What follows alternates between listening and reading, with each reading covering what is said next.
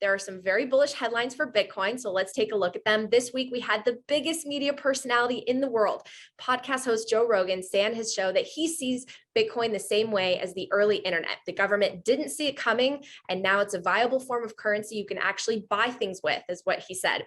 He also gave a nod to Bitcoin's decentralization and inability to be controlled by government. And his guest was Khalil Roundtree, who I actually hadn't heard of before, but Khalil shared his Bitcoin awakening and how his family never had generational wealth before Bitcoin.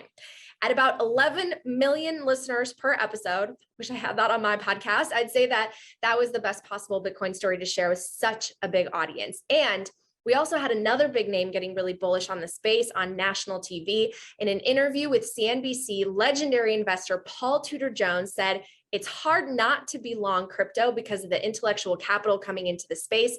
And he called it a borderless internet that opens up huge possibilities.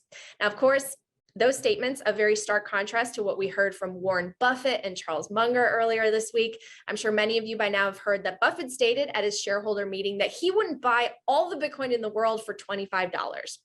I obviously disagree. And I also want to remind folks that Warren Buffett actually didn't buy Apple stock until 2016 when it was a household name. So by the time he gets around to Bitcoin, who knows, it could be $1 million a coin. And the luxury fashion giant Gucci announced this week that it will accept Bitcoin and other crypto for payments.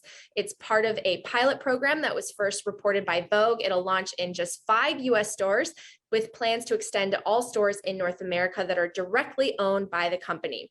The only thing that's not clear is if Gucci will automatically convert the payments received in Bitcoin to fiat or if they'll start to stack. But if you're curious about which 5 locations those stores are going to be in, they are New York City, Los Angeles, Miami, Atlanta, and Las Vegas.